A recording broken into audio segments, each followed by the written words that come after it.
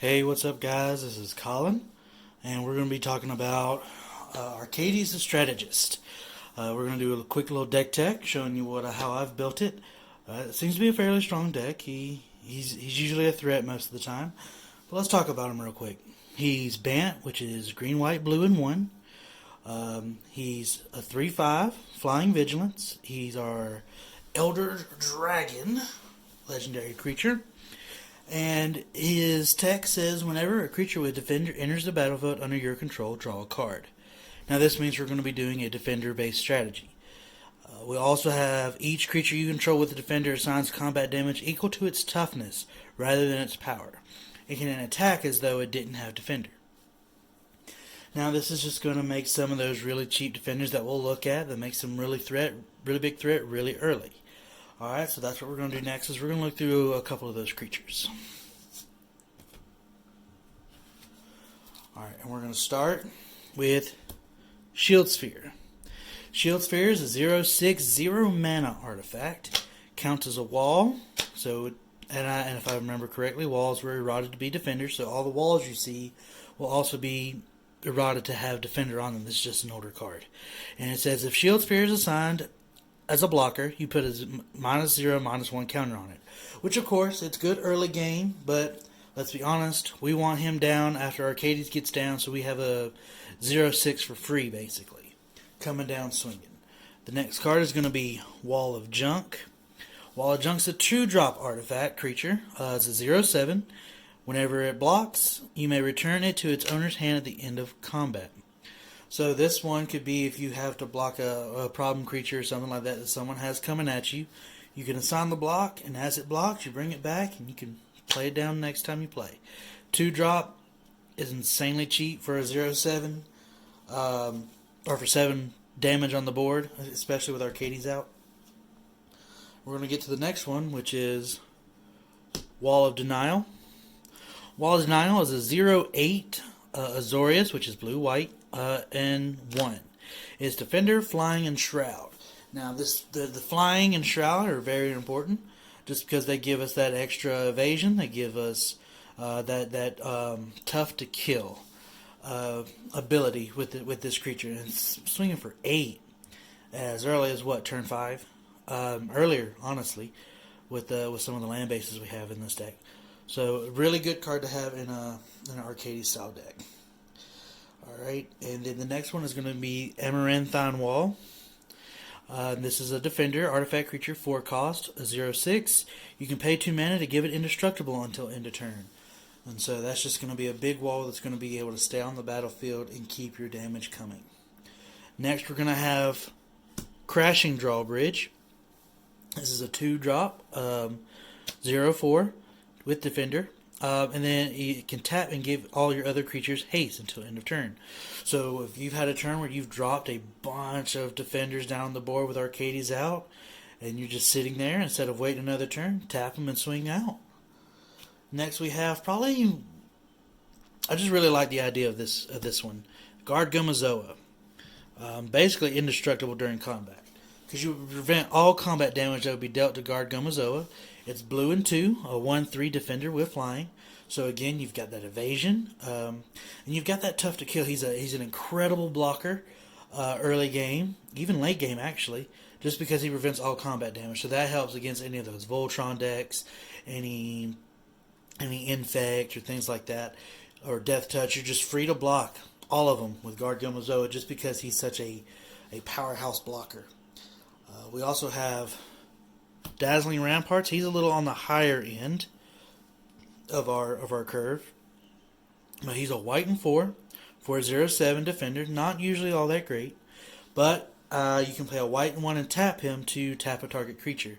And that's kind of why I put him in the deck, is just being able to have that ability to tap someone's big blocker or someone's problem creature that's stopping me from going through. Having this ability to tap someone else's creature is usually incredibly helpful. And the last of our powerhouse defenders is going to be Colossus of Akros.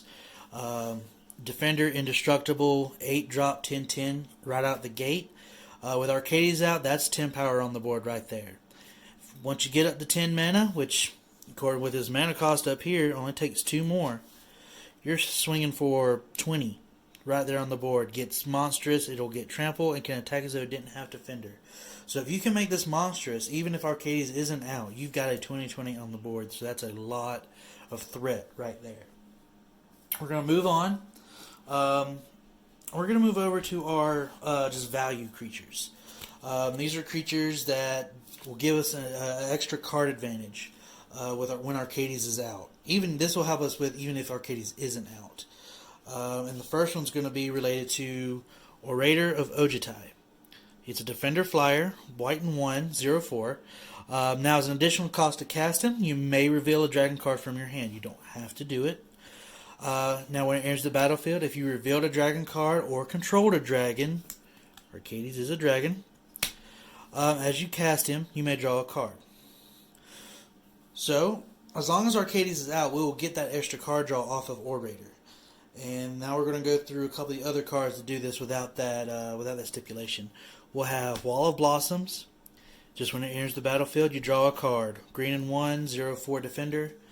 So that's with Arcades out, that's 2 cards that we draw.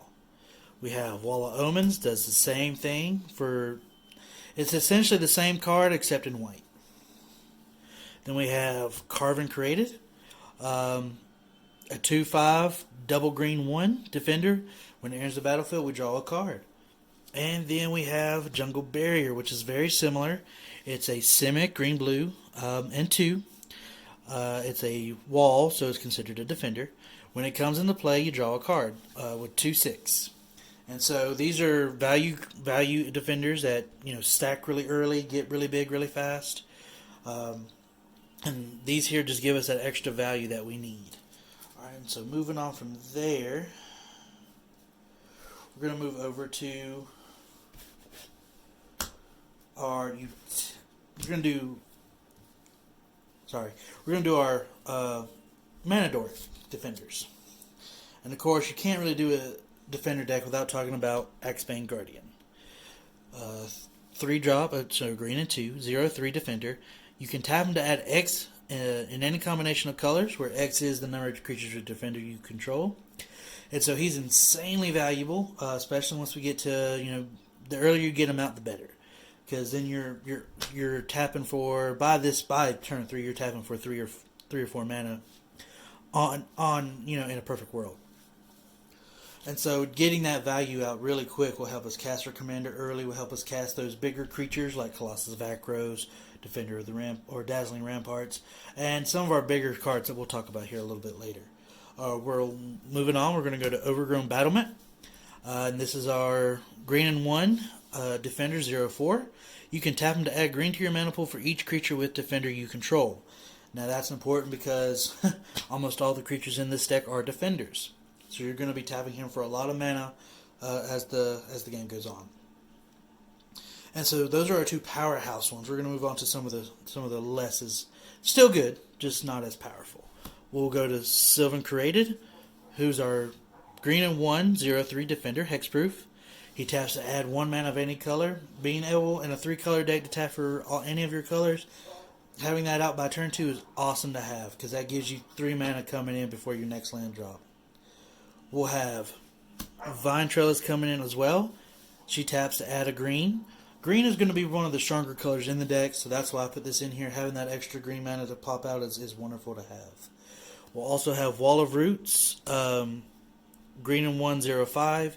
Now this one's a little different. You just put a minus defense counter on him to add a green to your mana pool. You can only do it once, and you can only, you can do it as a mana source, so you can do it only once each turn. It's a little, it's good in situations. I've had situations where that card has really pulled out some good stuff for me. Next up, we're going to have some of our utility or just value defenders that I've seen in the deck. Now, I'm running a decent amount of instants in this deck, not a whole lot, and I say that to say that Mnemonic Wall is going to be very valuable for us. Getting that, it's a blue and 4, 0/4 defender, but when it enters the battlefield, we get that instant or sorcery card back to our hand. So that could be one of our board whites, that could be our game-winning instant sorcerer. We'll go over those here in just a minute, but just keep this card in mind when we go over them. That way you guys know how valuable it is to have that card out. We're going to go next into Sunscape Familiar. It's a white and 1/0/3 defender, or wall. This just simply makes our green and blue spells one less to play, and since we're in ban, it's the perfect card for this deck. Next, we're going to move on over to Stalwart Shield Bearers. Now, this is a 2-drop, a white and 1/0/3 with Defender. This is going to give all of our other creatures with Defender a +2 to their defense, which is incredibly useful, seeing as how we're going to be swinging with our defense for most of the game. This next card is it's called Doorkeeper. He's a blue and 1/0/4 with the ability to pay a blue and 2 and tap him, and essentially just mills your opponent for the number of defenders that you have. This is just simply maybe a weak alternate win, or just a little bit of an additional threat to somebody who's really relying on the top of their deck, or anything that they've really been trying to manipulate their deck. This will help solve some of those issues. All right, the next card we're going to talk about is Fogbank. This is another one of those ultimate defense cards. Just because you prevent all combat damage that will be dealt to, now you will stop the ones dealt by him as well. 0/2 defender with flying. He's a blue and 1. Essentially, he's there to be value. He's going to be a great defender just to protect your life total, especially from those pesky Infect and Voltron commanders. Our next one's going to be Wall of Frost. It's a 2 blue and 1/0/7. Yes, he could have been in our big heavy duty defender list, but I put him here just because he when he blocks a creature, it will not let that creature untap on the next untap step. Which, stalling a creature for a whole turn, especially if it's a problem creature, is just fantastic to have. The next one we're going to have is Perimeter Captain. Alright, so a 1-drop 0/4 is already good in this deck, in my opinion. Now, whenever a creature you control with Defender blocks, whenever Defender blocks, you gain 2 life. You may gain. So if you have someone who's trying to counter your life gain, you don't have to gain the life. Alright, the next two are similar as well. It's going to be a Wall of Hope. It's going to be a 1-drop 0/3. It's whenever Wall of Hope is dealt damage, you'll gain that much life, which is a wonderful card to have against, like I said, some of those Voltron commanders, some of those big heavy-duty commanders that are dealing a lot of damage. It just essentially makes it an invaluable card to have, which leads us to Wall of Essence, which is 1 more mana for 1 more toughness. And it's the exact same card otherwise. Moving on, we're going to go right into Jeskai Barricade. Yes, it is foily. This is Flash, white and 1, 0/4 defender. When it enters the battlefield, you may return another target creature you control to its owner's hand. Why is this valuable? Well, with Arcade's ability, you're going to want to cast lots of defenders all the time. You're going to want to keep recasting them. So having a couple blink effects is going to be useful to just get those extra cast triggers. ETB triggers. Next up is going to be Hornet Nest. It's going to be green and 2 for a 0/2 defender. Now whenever it is dealt damage, you may put that many 1/1 green insect creature tokens with flying and death touch onto the battlefield. Essentially, getting damage onto Hornet Nest is going to put you extra blockers on the board. Or just nuisances. You're going to want those nuisances on the board. Last of our utility defenders is going to be Geist of the Archives. It's 3-drop, so it's going to be blue and 2 for a 0/4.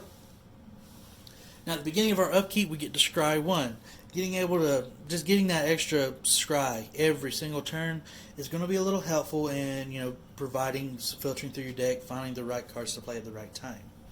Now, these next few cards I know are not defenders, but they worked so well with them I couldn't help but include them.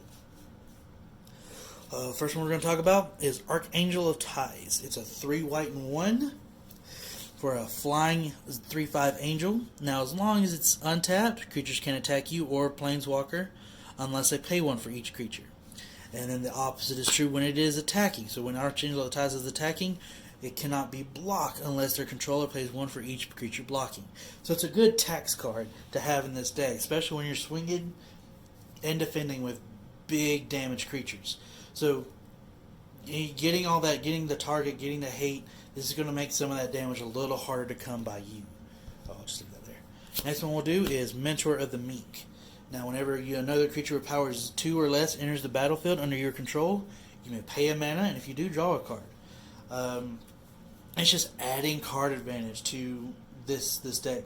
Because if you notice, there's maybe 2 or 3, I'll even be generous and say 4 of my commanders, or defenders, have more than 2 power. And so, having that, just guaranteed trigger, as long as I can pay the mana, it's an extra card. And that leads us to Tetsuko Umezawa Fugitive, a blue 1 human rogue. That's a 1/3.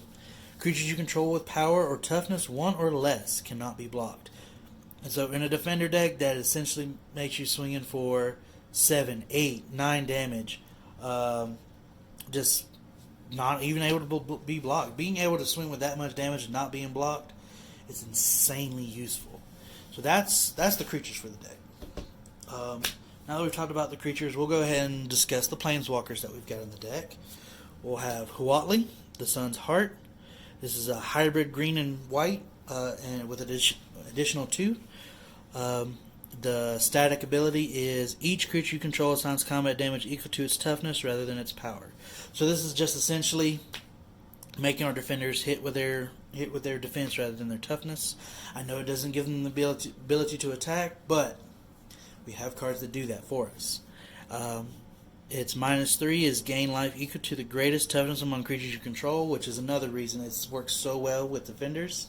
Being able to get that extra life gain, being able to get that extra damage in, it's always useful to have. The next one's going to be Teo, the Shield Mage. It's a white and 2 for a 5 loyalty planeswalker. The static is we have hexproof, we the player. So anything that deals damage to us, anything that makes us mill or discard, if it targets us, it doesn't work.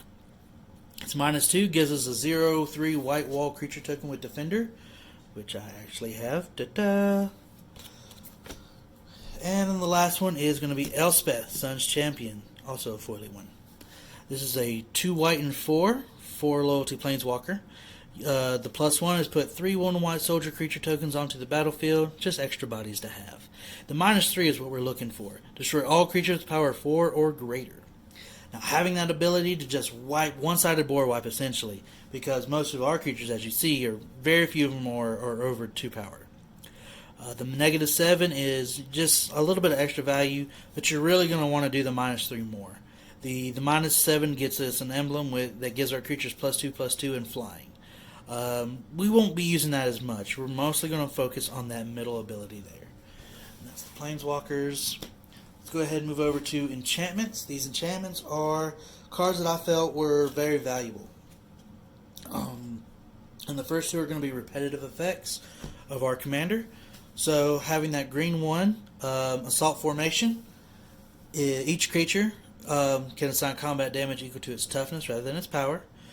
We can pay a green. As you guys saw, we have plenty of ways to generate green mana. It lets a creature with Defender can attack as though it didn't have Defender. It even gives us the ability to pump the toughness of our creatures for green and 2 other mana. With as much mana as we were producing with this deck, being able to pump our creatures 2, 3, even 4 toughness at a time is going to be essential to getting that early victory. The next one is going to be another repetitive effect. It's going to be High Alert. It's a blue, white, and 1 for an enchantment. Now this allows each creature to deal combat damage equal to its toughness rather than its power, and it lets creatures that can attack as though they didn't have Defender. So this essentially this is Arcades without the card draw, which is why it's 1 less mana. It also gives us another ability of blue, white, and 2 to untap a creature. So we can swing in with one of our big defenders and then untap it to block the next turn to avoid any clapback. And I'm gonna layer these so you can see them both because they're the same card essentially. Ghostly Prison and Propaganda. That's our blue and 2 and white and 2. The only difference is Ghostly Prison stops them from attacking planeswalkers as well. Propaganda does not. So that's just an essential. It's just another tax, just protecting your board state. The next card we have is Mirari's Wake, because let's go ahead and double our mana. Why not? It's a green-white 3 enchantment. This also pumps our creatures, so any toughness pump we can get is fine. This will interrupt Tetsuko's ability. This may hurt us with our Elspeth Sun's Champion, so we have to be careful when we play this card. We have to make sure everything else is lined up correctly. The last enchantment, Angelic Chorus. This is going to be a 2 white and 3. Now this is whenever a creature comes in the battlefield, you gain life equal to that creature's toughness. And since all of our creatures care about toughness, it's a fantastic card to have. So moving on from those, we're going to talk about artifacts next. The first ones are going to be mana artifacts, and then we'll go into the value artifacts after that. Of course, Soul Ring, because Soul Ring. We'll do Chromatic Lantern. That gives us that extra mana fixing, along with being a mana rock in itself. And then Commander Sphere. It's kind of hard to think of a commander deck without this card. It's a great mana rock that also, if it's targeted, gives you a little extra card draw. Now this is going to be Slagworm Armor. It's a 1-drop artifact that gives it's an equipment. You equip it for 3 mana, and then equipped creature gets +0/+6. So adding a whole +6 to your damage is making some of our smaller defenders swing for 8. So that puts it in perspective. So that's just a highly valuable card. The next one is Meek Stone. This is another 1-drop artifact. And the wording's a little tougher here. But essentially, no creatures with power greater than 2 can untap during their control's untap step. So essentially, anything with power 3 or greater does not untap. So that stops, majority of combat decks, and a few other tricky decks as well. The next one is Lightning Greaves to protect our commander, also giving him a little bit of haste. That's a 2-drop artifact equipment. It's a 0 to equip, gives the creature haste and shroud, which is, it's a commander staple, essentially. I think most people who care about the commanders have this card in their deck. We also have Panharmonicon. We have this card in the battlefield to double up our Arcades trigger, to double up our Angelic Chorus trigger, to double our Mentor of the Meek trigger. Anything with double up all those ETB triggers, essentially. Because this artifact, if an artifact creature entering the battlefield causes trigger ability of a permanent you control to trigger, it will trigger an additional time. So getting that extra value, I think it's self-explanatory why that one's here. Next, we're going to talk about the sorceries that are in this deck. We're going to go over a few of the board wipes, and I think one of the best ones for this deck is Slaughter the Strong. This is a 2 white and 1 sorcery. Each player chooses any number of creatures he or she controls with total power 4 or less, and then sacrifices all other creatures they control. And so, since most of the creatures in this deck have 0 power, we can choose our commander and all the rest of our creatures, and they're safe. Everyone else has to count up how many creatures they have until they hit a total power of 4. And so being able to do this just essentially is a one-sided board wipe for us. We're left in the clear and everyone else gets to feel the pain. The next one is going to be Dusk to Dawn. This is going to be a 2 white and 2 for the first part of the sorcery. It destroys all creatures with power 3 or greater. And then, once it's in the graveyard, we can do the Aftermath ability, which is Dawn. It's a 2 white and 3. Return all creature cards with power 2 or less from your graveyard to your hand. So this card, I know it wasn't made for defender decks, but it feels like it was. Because you're destroying all creatures that are essentially not defenders, because very few of our defenders have power greater than, 2? Maybe 1? We'll also go into Austere Command. It's a 2 white and 4. It can choose 2. So we can either destroy all artifacts, enchantments, or all creature cards with converted mana cost 3 or less, or for CMC 4 or greater.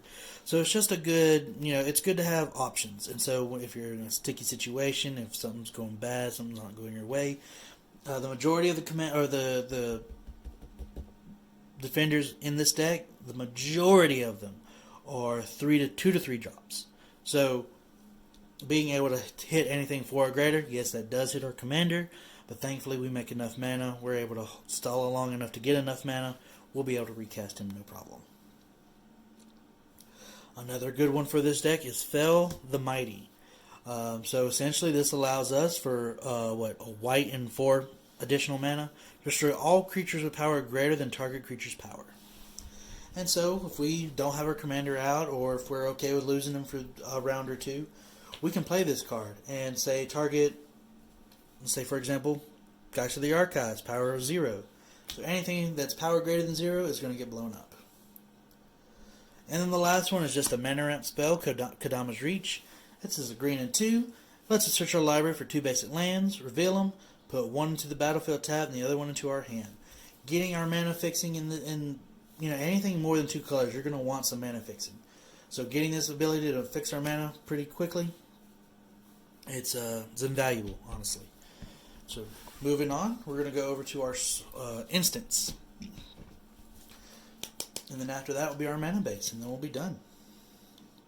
And so the first one we're going to talk about is Tower Defense.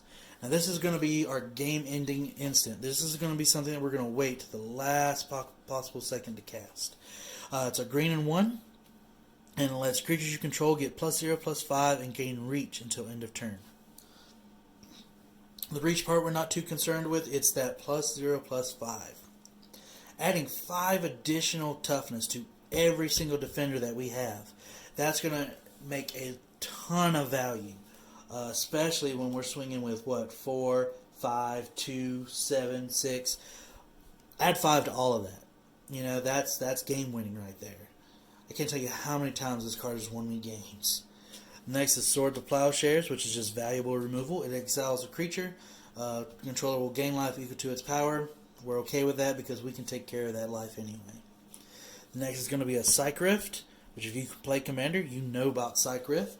It's a blue and 1 to return a target non-land permanent you don't control to its owner's hand, or you can overload it by paying blue and 6, and that will bounce everything that you don't own that's not a land to the people's hands. It's a one-sided board wipe, essentially. It's very powerful in Commander. We'll also have Crows and Grip, which is a green and 2 for a split second. So this means that our opponents are not allowed to respond to it. We can destroy target artifact or enchantment. So we can get rid of that problem enchantment, that problem mana rock.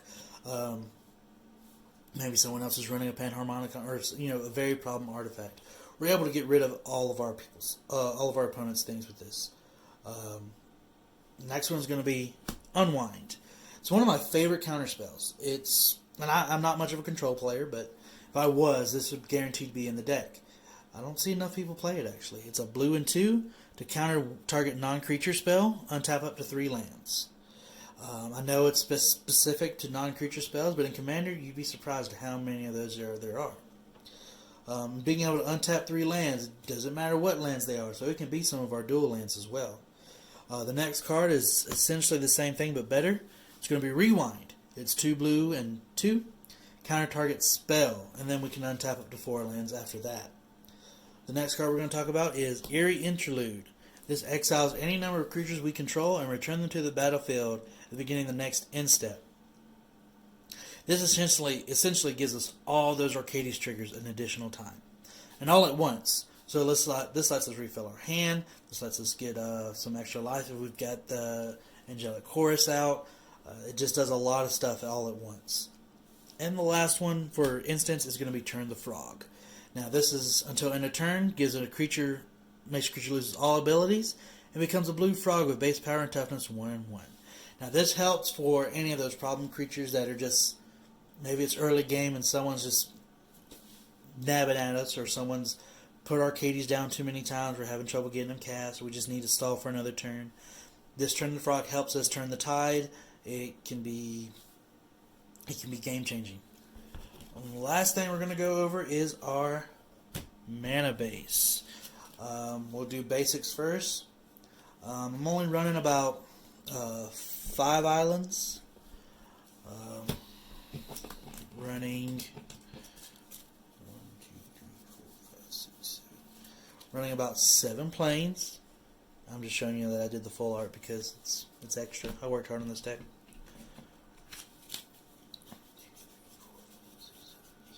Running about 8 forests. And we're running Command Tower because Command Tower. We're also running Reliquary Tower because we're getting a lot of card draw. We want to keep that card advantage in our hand. We're also running Temple of the False God, which adds 2 mana to our pool. Getting that extra mana, it gets past commander tags and things like that. Incredibly useful to have. Now we've got a few other lands here. These are all of our non-basics. This is going to be Vivid Creek. Comes untapped with 2 charge counters. I put this in here, 1, because I'm too poor to buy any of the really good dual lands, and 2, it mana fixes pretty early in the game if you get it early. We'll also get Halimar Depths. This just gives us a little bit of deck advantage.